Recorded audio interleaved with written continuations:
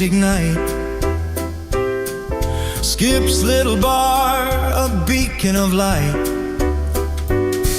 From the Coachella Valley stars to cool everyday movers and shakers on the show. Join Patrick and Randy, let the stories flow at Big Conversations Little Bar.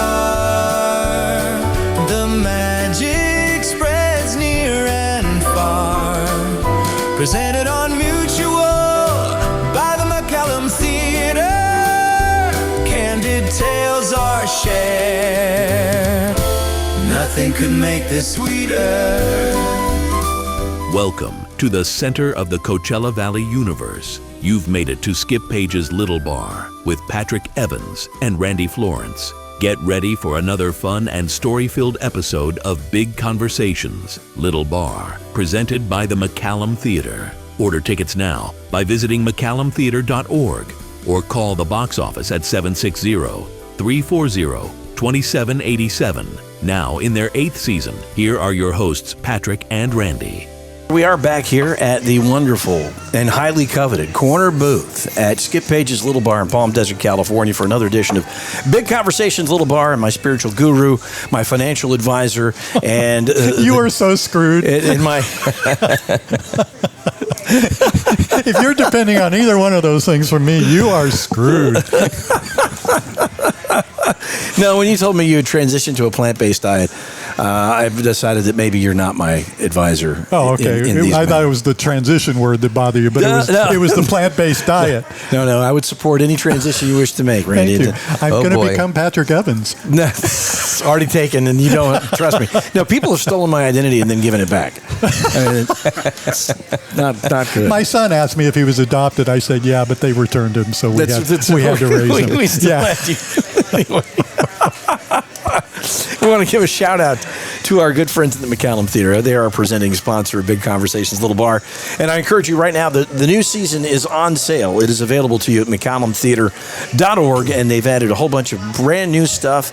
But your favorites like Pink Martini are going to be returning as well. So you're going to get the ones that you love and some things that you will love, though you may not have experienced them previously. So check it out again, McCallumTheater.org. Randy, what's new with you? Anything exciting? I mean, I did mention you're doing this plant-based thing. Yeah, I don't know how exciting that is, but big into tofu? Not yet. That's the one thing I have not working on dipped my toe into is tofu. Well, I will tell you, since I had the heart attack and the stents put in, I really changed my diet. It's not plant-based. Well, that's not true. Because cows are made out of grass. That's what they eat, so they are plant-based as well. Yeah. So I still enjoy a burger from time to time. Since I lost a lung, I cut my smoking in half. So,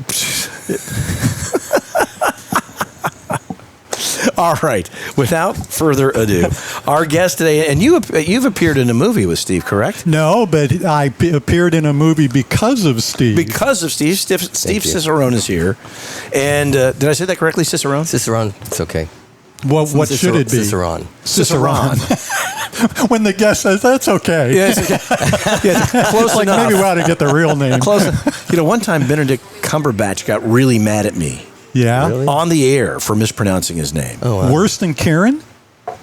Oh, worse than Kieran. No way. No, not as bad as Kieran McCulkin. He was kind of a dick that night.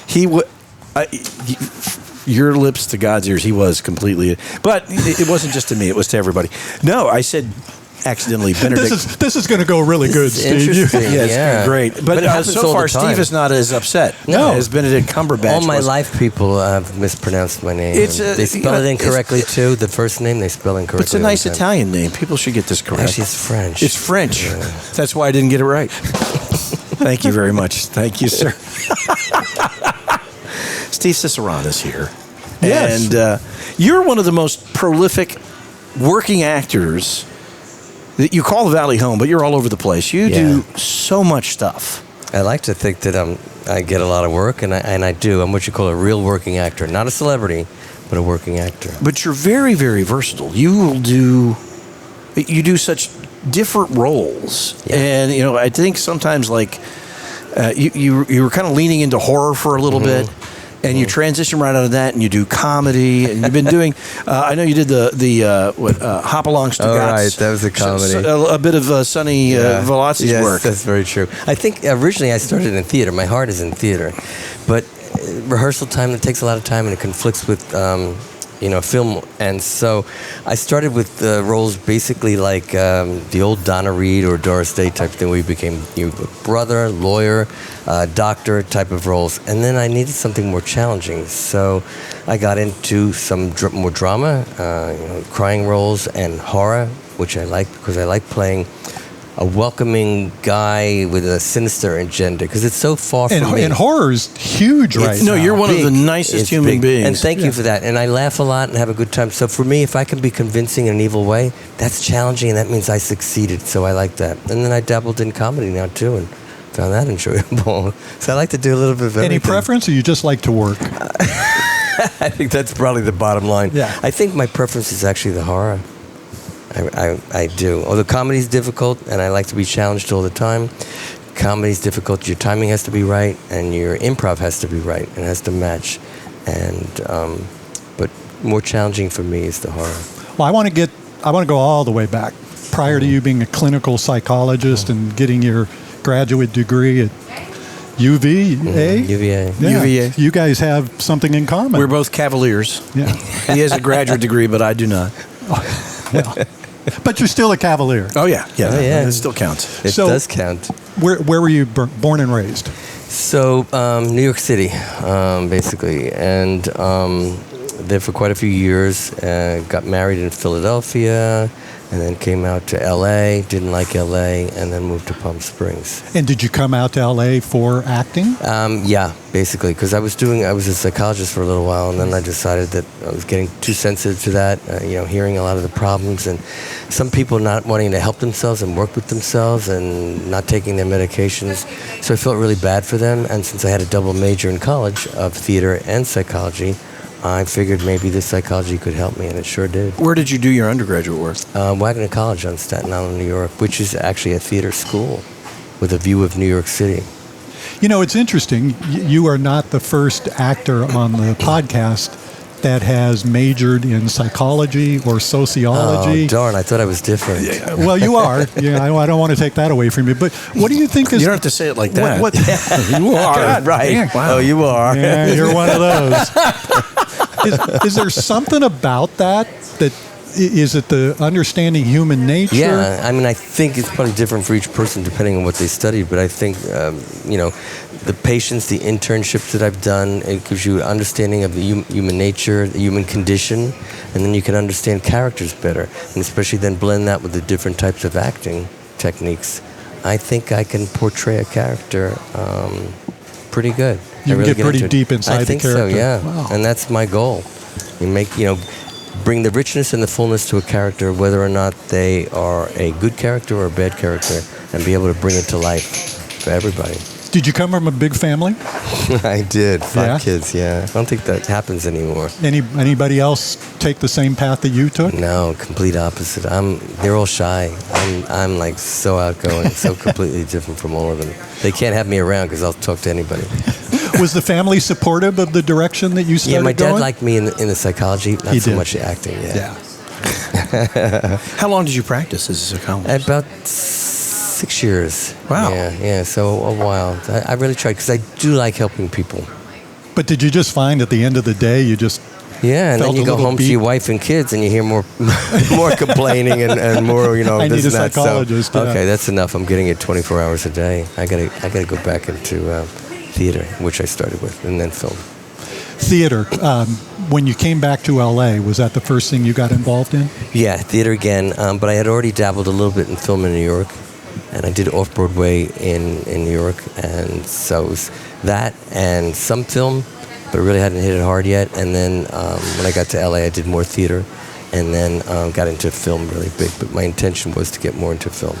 When was the moment that you kind of knew, I'm good at this and I can get jobs, this is what I want to do with the rest of my life? I don't think I'm ever good at it, and I don't think I ever want to be so overly confident that I'm going to get smug about something, and that's why I continue to do acting classes. I think an actor should never stop and be still, because you can get too comfortable with yourself, and then your acting is not as organic. So I don't think, like Viola Davis once said, I think they call it imposter syndrome. Have you ever heard of it? Oh, yeah. Sure. So I think it's a little bit of that. I may have that. I go, oh my God, I got it. I went to a festival, I get a Best Actor award. Did they make a mistake? Do they really want me? But that keeps me on my toes, anyway. You know, it's funny. I was telling somebody this story on when we did the movie Perfect. Yeah. Piece with And you was so good. Thank you again for your help on that. Just so I can, full disclosure here, Steven was the casting director. And I didn't know what was going on because this was my first time. So I did my audition. I sent it in. And Steve calls and says, hey, good job, hang in there. And a month later, Steve's going, hey, good job, hang in there. And I'm thinking, and he's apologizing. I'm sorry this is taking so long. It did take and I too told long. him, I said, this is my first time. I just assumed everything went like That's this. probably why you didn't get mad at me. I couldn't be too upset about it. But thank you for supporting me so much in that one. But one of the things that came out of Perfect, and I've completely lost my story now because I was so enthralled with Steven being my casting director.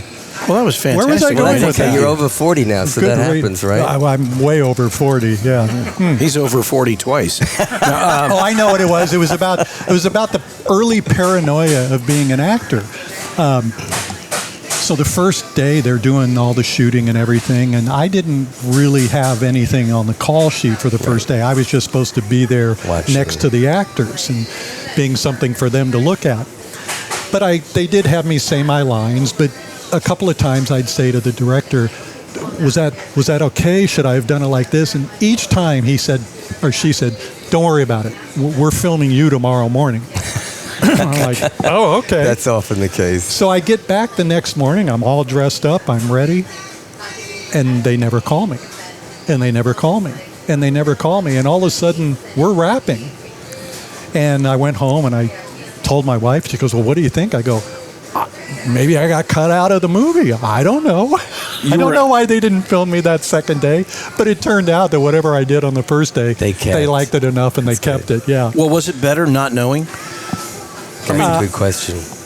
I mean, like, would you have been more nervous to say? I'm looking for the picture I have of you in the movie.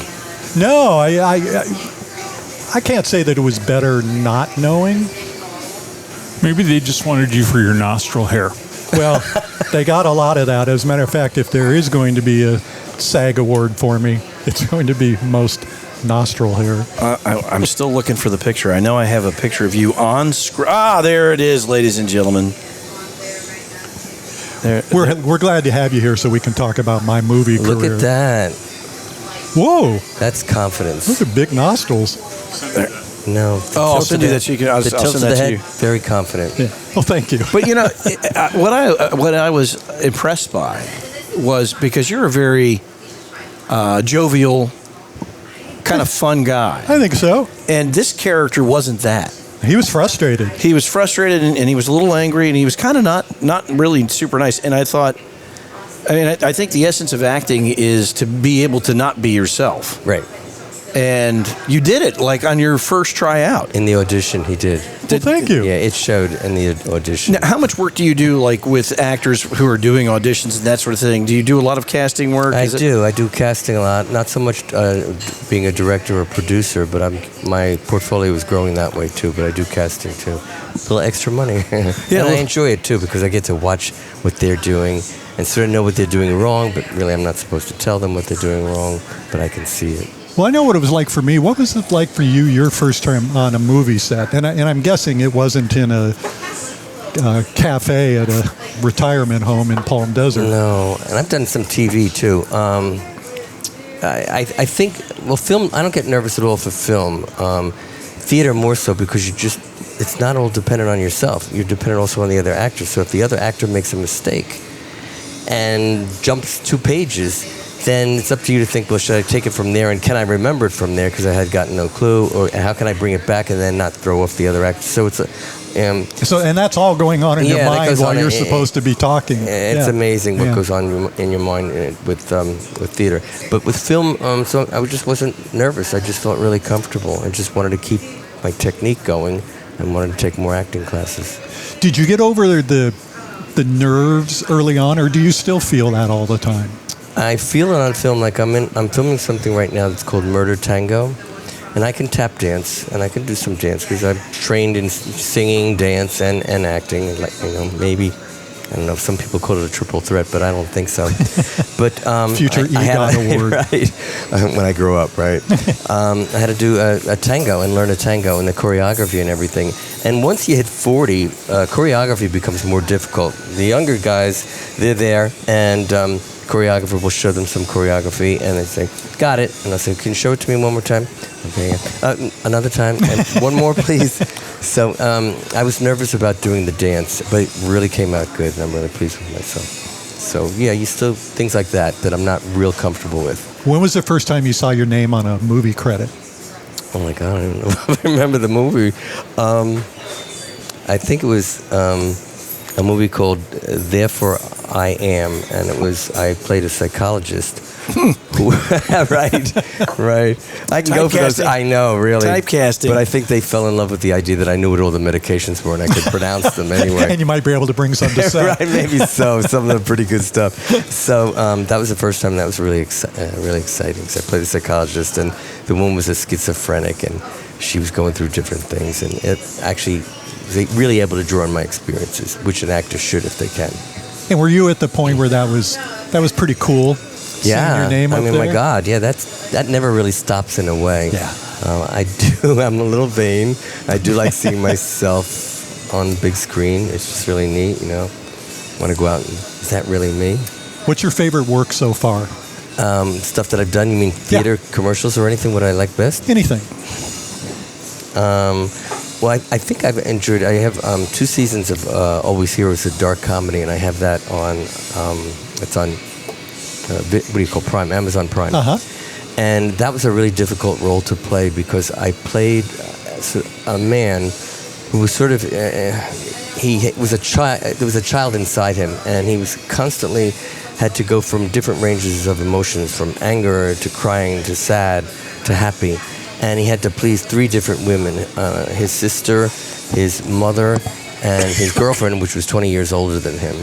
And so to be able to go back and forth and do that like from 0 to 60 miles an hour, that was something for me. Was that the most challenging role? Yeah, that was pretty challenging, and I do like to be challenged. So after a role like that, obviously you had to put a lot into that, to all the different emotions and everything. Is there a recovery period for you afterwards? Depends on how much you rely on method acting. And how much do you rely on method acting? So probably 50%, and I do other techniques. That's a good question, because you have somebody, method acting, you really immerse yourself completely. You kind of have to live the character, 24 hours a day. Yeah.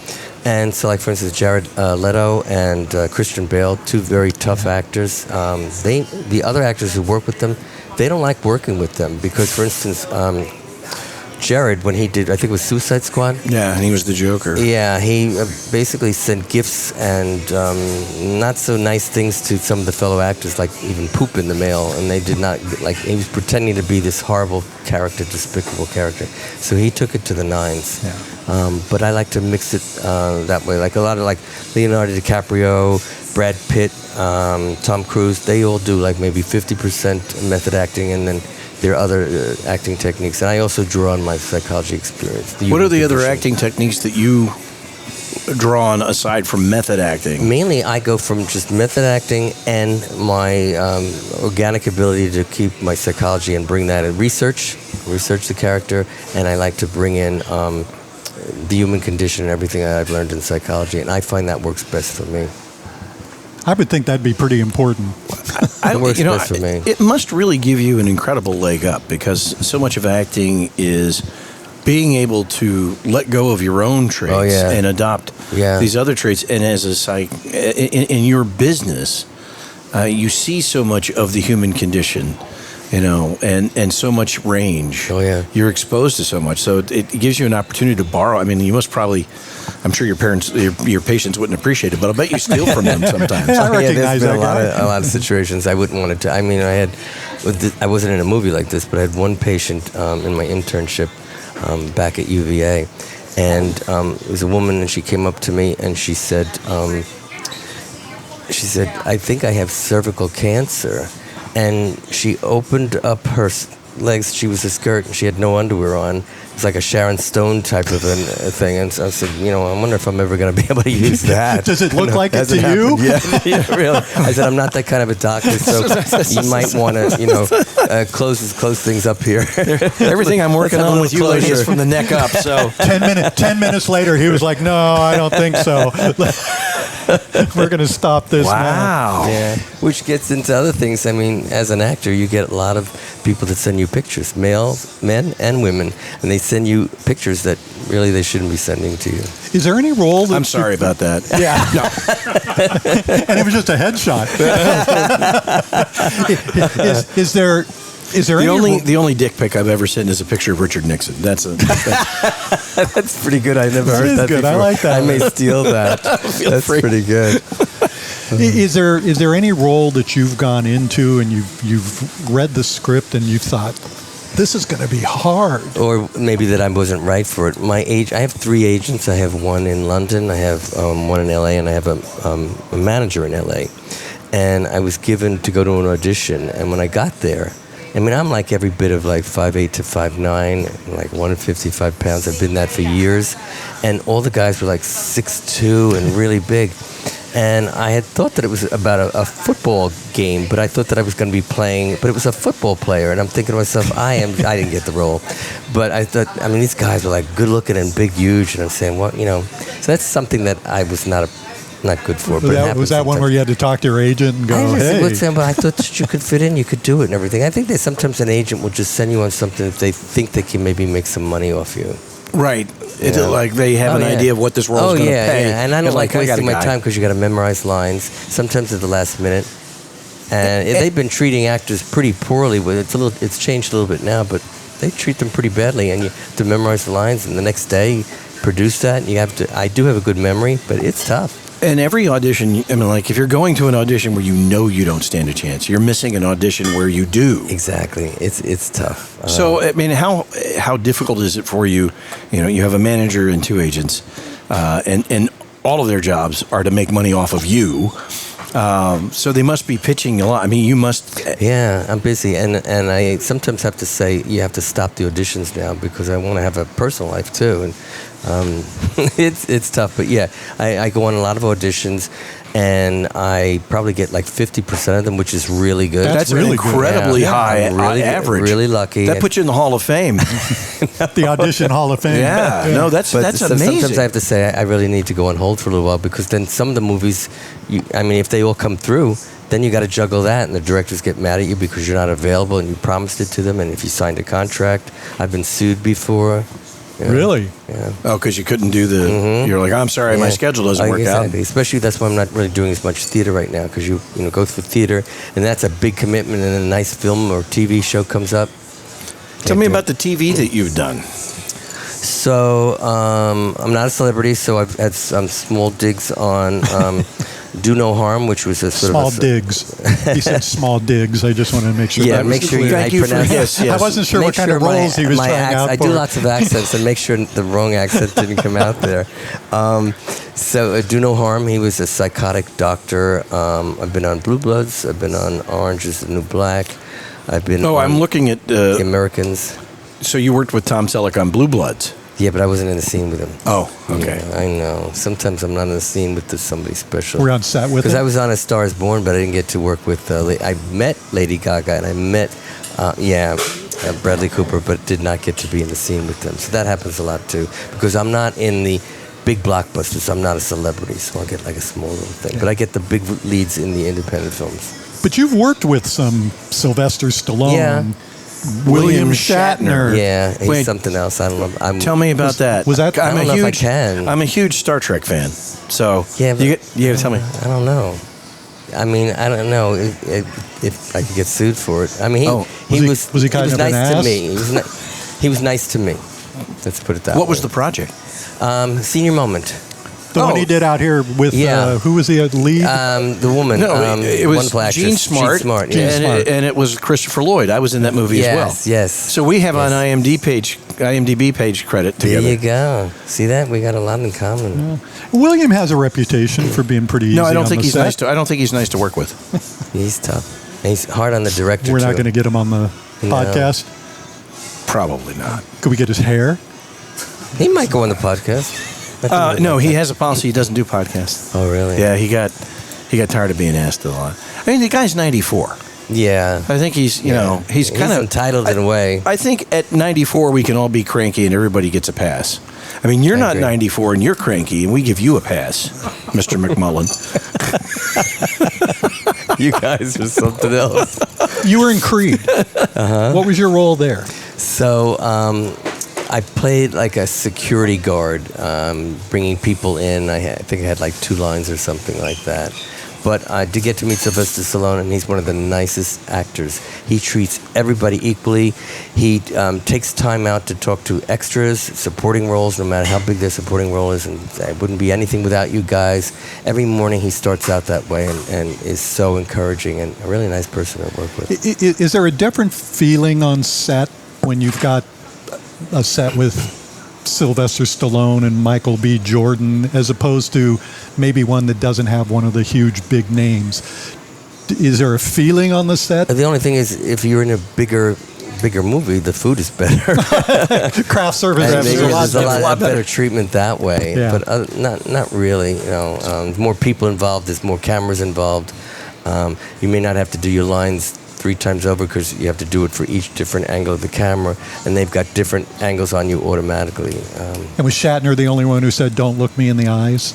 Not to me. He doesn't say that. He doesn't? No. You sound a little defensive. I'm a little defensive. Love the chat. We're going to take a quick break because we have to say thank you to the McCallum Theater, our presenting sponsor. Go to McCallumtheater.org, and here's a word from the good folks at one of the best theaters in the entire world. The McCallum Theater's 2025-26 season is on sale now, featuring audience favorites and expanded programming with more than 20 brand new shows, including 7 Broadway shows with 4 desert premieres. Highlights include a robust offering of holiday events and a great lineup of classical, dance, comedy, cabaret, and more. The McCallum entertains, educates, and enriches the Coachella Valley through world-class performances at the desert's premier performing arts center. We kick off the season on September 10th with the Righteous Brothers. John Lovitz brings his comedy to the McCallum on September 13th. Mexican regional vocalist Camila Fernandez is in concert on September 14th. And on September 21st, comedian Monique Marvez brings her smart, sexy, and self-aware humor to the stage. Tickets are on sale now at McCallumtheater.org or by calling the box office at 760-340-2787. Your entertainment, your theater, the McCallum Theater. Thank you, McCallum Theater. We are back with Steve Ciceron, who is one of the hardest working actors in this valley and all over the place. You said you're just in L.A. You have an agent in London, so you must do some overseas work. Right. So I got back not too long ago about shooting in Berlin and also in Stockholm. Wow. Yeah, so that was pretty exciting. And What were those projects? Tell us about those. So in one, I was an English professor who had witnessed a crime committed, and then somebody was after me. In Mexico, I played a detective and was trying to track down some drug lords and all.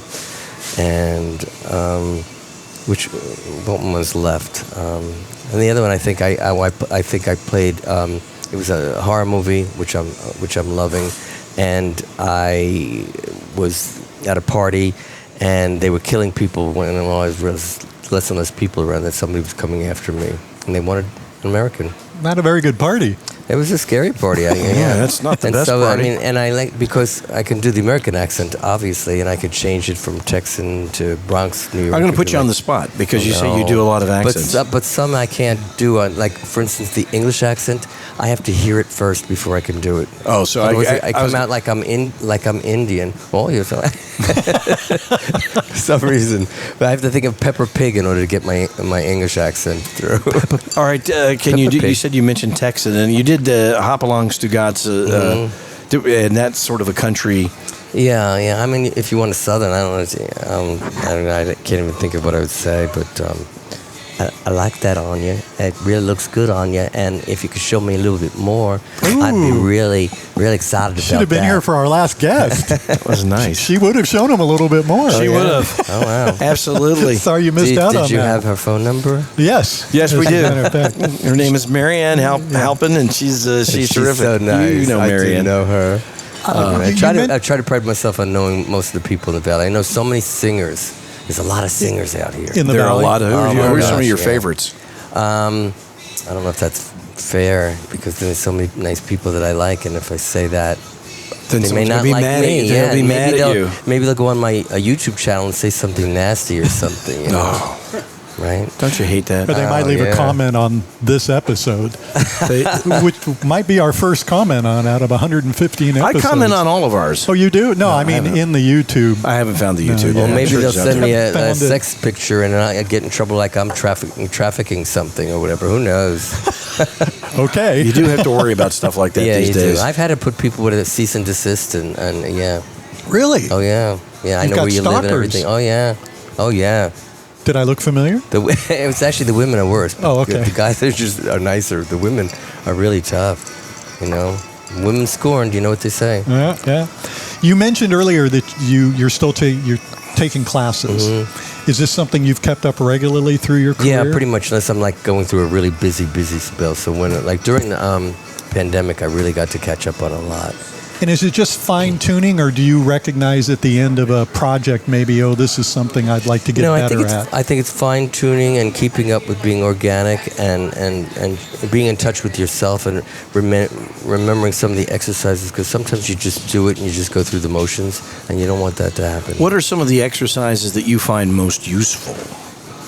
I think how you can try to bring in something from your own experience, like if you have a crying scene, and how to try to bring in what one you're going to bring in. And it depends. Some of them you can't get out of once you're in it.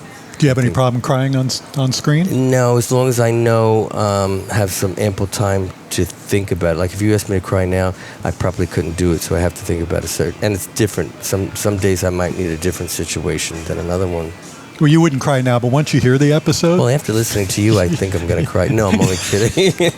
you'll be in tears. What did I do to my career? I can show you that picture of Randy's nostrils again. That might That made me cry. it made Randy cry. Yeah. it's like- Oh, you guys. Are you taking any classes locally now? You currently no. No. No. We saw Terry Ray today, as a matter of fact. He's a great guy. And I think he also offers classes. He does. I'm Randy's starting just his signed up class for again. this is your guy. second class with. That's actually how this all And there's started. also locally there's Dan Gauthier too. Oh, yeah. Yeah, locally there's some good. So you don't have to go to LA. Good. When you take a class, do you go to Dan or do you go to I LA? did go to Dan for a little while, but I'm in LA so often that it's easier for me to actually do it in LA. All right, you mentioned that you're really loving the horror genre. Yeah, And you kind of touched on it. I mean, because you are such an affable person. I know. I love people. And I mean, like, because of your background and the work that you did, you're clearly focused on helping people, which is the antithesis of usually the villain in the horror movie. Right. They're not out to fiction. Right. Right, for sure. So, is it just the fact that it's so deliciously different? I think so. Yeah. Absolutely. I think it's challenging for me because it's not me. And if I can make people say, oh my God, you're really horrible. That was horrible. I hate you. Wow. That's good. Really, that's an achievement to make people see me differently because I want to bring the character to life.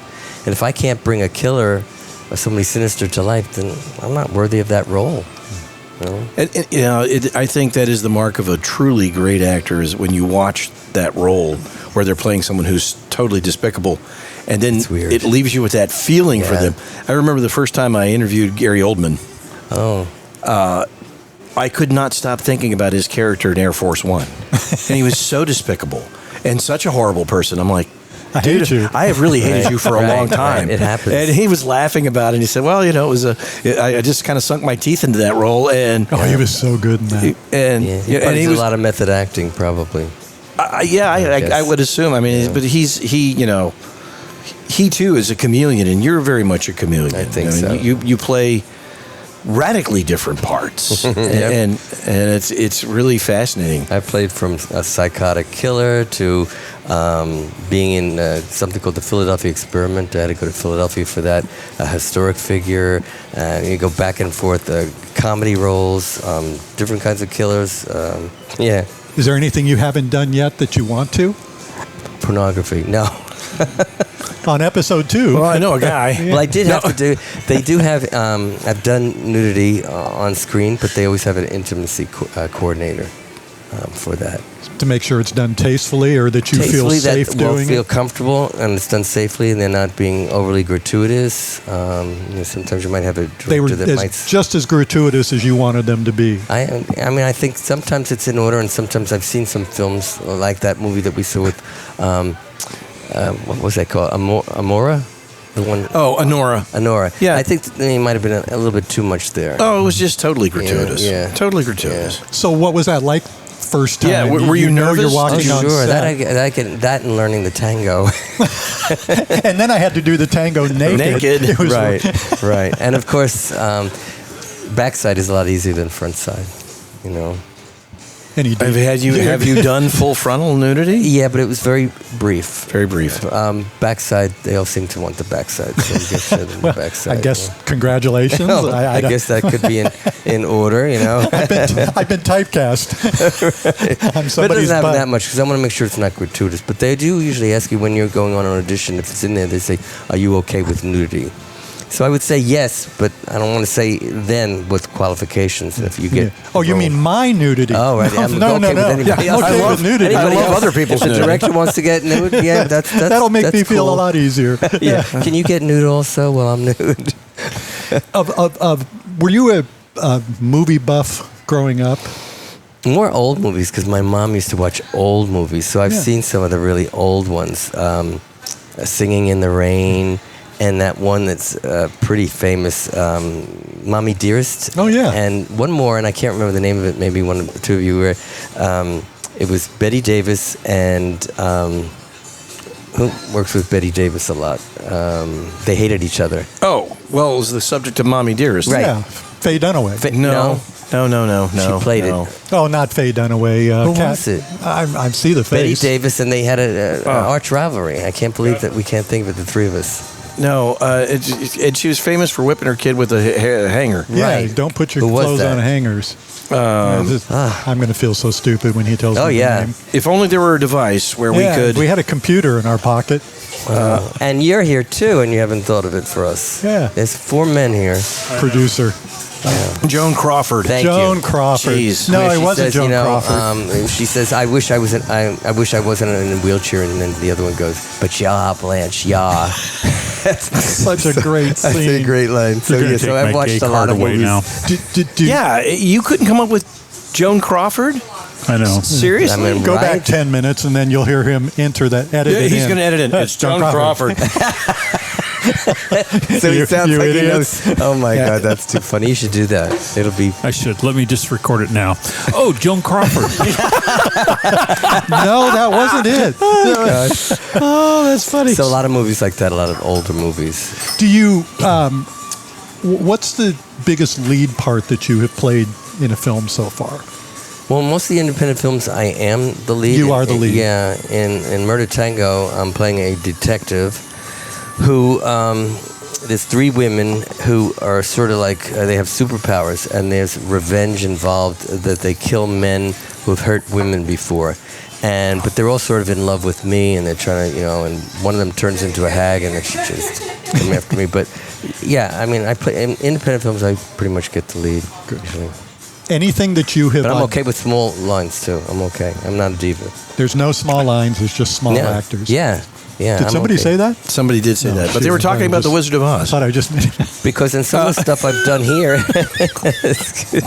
some of the stuff I've done here locally, which I like because I don't have to be in LA, I may not have the lead. I might have a supporting role, but it's just fun being with them because I love to laugh, and we laugh all the time on the set. And they let me get away with it. Whereas in LA, they might get annoyed a little bit more, but they let me laugh more here on the set. You've won a number of Best Actor awards here in the Valley, haven't you? Yeah, 3 indie awards, but mainly a lot of stuff at film festivals. And I have them in my office.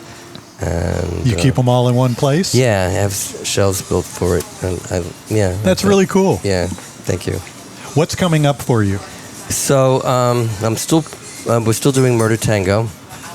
I have. Where are they shooting that? Is that being both L.A. and here? And here. Yeah, Okay, cool. Which I like too. And in L.A., because if it's a day shoot, I can go down and I'll come back in a day. But if it's longer than that, then they have to write into the contract that they're going to put me up in a hotel. But usually, because I'm not a celebrity, it's going to be like a Motel 6. But I'm okay as long as I have a bed. That's still $300 a night. So It probably is. I don't know. But what else? Remember, they put two other guys with them. It's uncomfortable. it's $100 a night. It's $100 a night. One in the bed and the other one rolled over, and the other one said, roll over. It's like that scene from Planes, Trains, and Automobiles. Those are pillows. I love that. And she says, well, I won't go into that. But so I've got that going on. I'm also doing Fox and Fury, which I'm sort of playing a sort of a Sonny and Cher knockoff entertainers. I'm supposed to sing horrible, and then I get caught. And who's your Cher? That would be Darcy Daniels. Yes, of course, Darcy. Yeah. So they have to tell me not Fox to and sing. Fury is so Sonny Velazzi has produced a number. He's a guy. I think he's from Philly. He's from Philadelphia. He's a Philly guy, and he produces a lot of independent stuff out here. And in fact, it raises we should invite Sonny. Would be a very fun podcast guest, but so would Tony Pomponio. Oh my God, all of them. They're really good and fun guys to be with, especially the way they have that like Italian delivery. So they're a lot of fun, and they let me laugh on the set. Don't you guys improvise a good bit of the lines? Yeah, there's a lot of them. Yeah, a lot. Now, Since it's comedy, you could do that. Yeah. And you get to play off of, and they're all guys. You just have to be careful not to go on too long, with that. And your improv has to be appropriate. It's got to kind of be being. I mean that's the hard thing about comedy is you have to be prompt and you have to know your cue, and you have to. If you miss that, it's not going to be funny. So it's pretty key. You said something earlier as I watch being new in all of this, and I watch newer people in the industry. There's always milestones that are really exciting to them. Finding an agent. The first time that you got an agent, was it somebody you found? Was it somebody who found you? When I first started, I couldn't find anybody, and then they found me. And then that particular agent I got rid of and looked at again. Somebody else came to me. I've been very lucky getting agents. But did it most of the time seem pretty cool the first time an agent called you and said... because getting an agent is so hard. A lot of other actors say, I need an agent. How do I become SAG? And nothing's easy. But that felt really cool. And since I can get agents, I'm lucky. That's really I have cool. 3, basically. Yeah. I've got none. He's got 3. We'll work on that. We'll talk about. He might share one of those with you. That's the one he fired. The guy in London. They're always looking for. There are a lot of nostril-forward characters in London. I think. Well, it does seem that there are periods of time that they look at as, okay, I'm starting to make it. These little things start to happen. The SAG card, the agent, those kind of things. Is there anything so far in the industry, theater, movie, TV, that you haven't done that you really want to do before you? No, I'm also in equity, so I have the theater too. Anything I haven't done. I can't think of it, but there's always a role that I look at and say, oh, well, that would be really cool. I haven't thought of that before, and I would like to do that. In theater, what is your favorite kind of stuff to do? I like musicals. Yeah? I've done off-Broadway. I've done Enemy of the People, Amadeus, and stuff like that. But musicals are fun because, again, I like to laugh, and so I can get away with laughing more with things like that. Otherwise, all right, let's wait for Ciceron. He's got another laughing fit. So I don't annoy people as much if I stick with it. You sing? I do, but not like Darcy Daniels or some of the other ones. I can keep a tune and do what I need to do and get through the scene and get through the song, but I don't consider that a strong point for me. But you sing, you dance. Yeah. You do comedy, you do just horror. Choreography takes a little bit longer now, but yeah. Have you written stuff for yourself? Well, I am writing and helping some people write now. I write well, but it's very time consuming and I just don't have a lot of time, so it's tough. But I could write a script for myself. You must not have a lot of time. I mean, you're always. I really don't. Of course, we're friends on Facebook, and you were always posting like, "I've got this coming up," and I got like, "My God, this guy does he ever sleep? I'm does blessed. he get home?" I think he does. Sometimes it's an hour and a half. Sleep, but I pay for it like 2 days later. But that's the life, right? Yeah, If you're going to be a successful working, I'm really happy. Yeah. I'm really happy. No time for a real social life, but that's probably why I'm not, married or anything again. That's why we brought you in here. Get you into a bar for a few minutes. That's right. You could find a potential partner. Well, they're not open, so it's going to be. But in a few minutes, Yeah. Sounds good. Sounds like I found an agent. You think Steve's going to be your agent? Well, if his career hasn't hit the bottom completely. Are you wishing that on me? No, I think his I'm career not is- wishing you to be my agent either. I think his career is 'cause far that would from. I don't want to be an agent, and casting is just something I also do. But yeah, I'm really filled up to the brim. So what's that process? I wasn't really asking you to manage. It's okay. But to find an agent is difficult. A lot of people have a lot of trouble with that. And I got in SAG and Equity, and I consider myself lucky, just lucky. Well, I assume I'd have to be in more than one. Yeah, you look up the 10-second scene. criteria, and then the initial fee to pay for that for both of them is quite expensive. My Yeah, that's- agency paid So I'm for already out of the industry. Yeah. Well, that's There's the thing. there's a fee associated with it. Yeah, I got SAG eligible, and the producer of the film, they kind of put me over the top on that. He's like, "We could, get you your membership right now, but I don't know what it's $5,000 or Yeah, it's about 5 or 6 now. $5 or I think. $6,000." He's like, you're going to make about $1,000 off this movie. He's like, you're like, do you really want to go in the hole Yeah. for a SAG card, or do you just want to hold on to your eligibility? And then if you do more stuff, so it is expensive. Yeah, and a lot of people equity's don't- expensive. Yeah, they both are, and a lot of people. And then you've got to pay monthly depending on how much work you have too. So the more work you do, the more you're going to pay. You must be paying through the nose. You're I'm working paying your a little butt bit, off. but yeah, but I make money too. Pay the mortgage, so that's the important thing. I don't have to work a side job, bartending or something like that. I'm not asking for your address, but where's home for you in the valley? So it would be, I guess, North Palm Springs, they call it. Yeah. What's the address? It's on every bathroom wall. If you go in here, Right under Barry Right. Barry So White's my ticket. phone number in there too. Remind me to put it in this particular. that's how his book. agent gets him all the work. He just puts his phone number on bathroom wall. Like, Everywhere. The roles are interesting. call Steve. And so you've got you're still working on this current project. What are you looking at next? So there's going to be something coming up, which is going to be a comedy series, sort of like Schitt's Creek. But in Schitt's Creek, you had the wealthy people who moved into the dilapidated hotel. They weren't the owners of the hotel. But in this one, I would be part of a dysfunctional family that owns the hotel. And some of the characters that come in and all that. So that I'm looking forward to that. Do you ever contemplate going back to psychology? Do you ever miss it? Well, I love having the background. Can you still write prescriptions? No, I wasn't a psychiatrist, so I never could anyway. Well, this is over. But yeah, but I mean, the education I got was just unbelievable. I'm really pleased with my education. But no, I don't think I miss trying to help people that couldn't help themselves, because that made me sad. And I'm never really clinically depressed. If somebody dies, I'm going to get depressed. But I've never had a depressive day in my life where I wake up in the morning and I'm depressed and I don't know why. Do you have interest in things like directing, producing? Yeah, I'm doing a little bit more with that now, but I really I don't know, maybe it's vanity. I like being in front of the camera more, but I do some of that. I've done more of that, and maybe in the future. I have a 13-year-old granddaughter who's a theater kid, and she called me a couple of months ago and wanted to ask about acting, which is pretty funny. That's but cool. She said, I go, well, what do you want to do? Do you want to do theater, TV, movies? She goes, not theater. And I go, why? And she goes, not enough people will see me. Whoa. And I thought, well, there's the She likes TikTok vanity then. generation. Wow.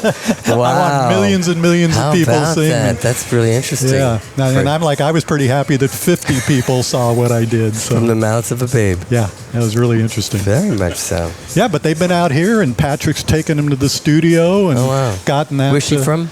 They live up in Sacramento. Granddaughters up in Sacramento. And they're Oh, okay, both north. involved in Are they going to theater. move down here? No. It's 190 degrees every day here. Oh, nonsense. And it's only 140 in But Sacramento. you go from air-conditioned house to air-conditioned car to air-conditioned destination. Correct. And you get through the summer. Or you go to Berlin or Alaska to film. I haven't gotten a lot of offers. Hey, so I'm you're just stuck starting here. out. You know? We're going to get you that agent, and then you're going to be... Yeah. All right. There you go. I appreciate that. It took us 115 episodes to get here. I will but put we your find- number on the bathroom wall as well. right next to Steve's. Right next to Right mine. next to Steve. Maybe you'll get Call- like spillover effect. Not or too close to something. Steve because I won't get any calls. No, you get spillover. You get- Spillover. yeah, like, I don't want Steve's- to hear about spillover in the restroom. Steve's Can not we- available. We're at to go for Randy. Gonna have to do the Randy part. I can't tell you how many people told me you were going to be a blast to have on Really? this Oh, I'm episode. pleased to hear that. Yeah. And you were. You are. Thank you so much, and I appreciate it because I know your schedule is super busy. So Thanks. No, we are. it really worked out. You picked out a really good day. But I'm trying to keep it low key too, right before the 4th of July. Where are you headed next? San Diego. For an acting gig? No, I do them. I do San Diego too, San Francisco, you name it. But I've got family there. It's a good place to be. Oh yeah, it's great weather too. You just wake Love up every that day. weather. Unfortunately, though, they don't need a weatherman down there because it's like 65 degrees every day. So They have weather people down there. I'll tell you a very true story. Many years ago, I got a call from a news director in San Diego, and he's like, "Oh, I've seen your stuff, and they had a weekend opening," and he said, I really like your look. I'd love to have you talk to me about it, and this is the salary range we're looking at. And it was $10,000 less than I was making here. wow, that's a surprise. And I'm like, But it was only weekends. yeah, it was weekends, but still, it's Well, you market 25. Yeah, but you didn't need weekends. You could have taken both jobs. Just go back and They forth. talk about burning the candle from both ends. Yeah, no, But thank the you. thing in But San it's, Diego- it's kind of, they don't. That's It's interesting. I'm shocked to hear that because Yeah. they've got a lot more money down there. But the thing is, it would be like I say, well, then you just have to find different ways of saying it's 65 degrees today. 65 degrees today. Sort of like Walmart shouting, welcome to Walmart. Welcome to Walmart. Welcome to Walmart. I keep telling him he should have an episode where he does everything in Celsius and doesn't tell anybody. That'd and be everybody's horrible. like, "Holy cow! It's 47 degrees today." Every time I wake up when I was filming in Stockholm and in Berlin, and they say whatever it is, and I have to get out my phone. Is it hot or cold out there? I just had no I don't know what idea. that is. I feel bad because sometimes I watch him and I get angry at him. He says it's going to be 117. Like, fuck, Patrick. I'm going to call you up at home from now on and find out what the temperature's going to be I'm outside. sorry. I have nobody else to blame. I have never said "fuck Randy" on this podcast. Wow. You just did. I say it all the time elsewhere, but I've never said it on the podcast. Does that get edited out or anything? No, probably not. Because I could have used the word several times tonight. You could have. Yeah, no, we have. I It's didn't know a I no could. holds barred podcast. Would you like to just say it several times before we go? give us My three agent different probably reads? won't like Give us three different reads. 3 different reads. Like, In different accents? give us an angry. Do you have a German? English would be Fook. Fool. That's it. That's it. We're going to have to be left with that version. There we go. Well, listen, you should follow Steve on his social media so you Thank can you. keep up with what he's doing. And good luck keeping up with him because he's moving. Thank you. Yeah, if they could go on YouTube, just put my name in and subscribe, that's good because if it comes between two actors looking for a role and one has more fan base than the other one, they're going to go for the one with that'll be their choice. So if they could do that, that'd be great. Wow. Okay, so please Yeah. subscribe to his YouTube channel. I just Steve got Ciceron. another little hint there, too. Yes, you did. Yeah. I think your 3 or 4 subscribers are going to put you over the top. My granddaughters are 2 of them. So. That and your phone number on Hey, Skip it's going to Paige's turn bar. around. Got you casted, so it's all uphill. from There you here go. on. That's right, baby. Yeah. See? And we did it here in the corner booth. That's Little Bar. Hey, we want to thank you all for listening to this edition of Big Conversations, Little Bar. Steve Ciceron, thank you. You're delightful. Thank you. I And again, I know appreciate you're that. busy, so I really appreciate you doing appreciate this. it. Randy, I know that you are not busy. I'm not busy. But I got to tell you, I was so happy to hear some of what I thought about some of these people. Sylvester Stallone, just a hell of a nice guy. William Shatner. Tom Selleck, a hell of a nice guy. William Shatner was nice to Steve. Yeah, it was nice to me. They've all been nice to me. I try to overlook that with somebody's nasty, find a way to bring them around. But yeah, I was afraid. I didn't know what you were going to find on me, and you seem to be stuck on that intimacy coordinator and wanting to know more about the nudity. Yeah, I'll be calling you later. Did they make you wear a thing? Did you have to wear a thing? On or one was of it- them, I did have like a sock or something. Yeah. but sometimes not. Did they give you one or? Well, yeah. Okay. Bring your own. So you know what? Costume. Bring your own sock. That's a low budget production. That's a really. We're tiny- doing nudes today. Bring your own sock. Like I don't know that I But want if to they be want, part of really this. if tiny they want sock. frontal nudity, there's no sock. You know. There would be with me. On that note, Really. On that our note, thanks to Skip Paige and his gentlemen. team here at Little Bar, and our thanks to the McCallum Theater, our presenting sponsor. They do a great job. McCallumtheater.org. Get your tickets sooner rather than later. All kinds of great things coming up this season. And John McMullen does a great job. He's going to edit this so it actually sounds like Randy and I are intelligent. So we really do appreciate that. So the episode might not be on for a It's few going to be months. short. It's going to be very short, but it's going to be good. Oh, my gosh. It's going to be a lot of Steve. So, and remember, you can subscribe. Be sure to do that. You can find us at bigconversationslittle.bar.com. Make sure that you subscribe so you never miss an episode. Thanks so much for listening. Thank you for joining us on this episode of Big Conversations Little Bar, recorded live at Skip Paige's Little Bar in Palm Desert, California, the center of the Coachella Valley universe.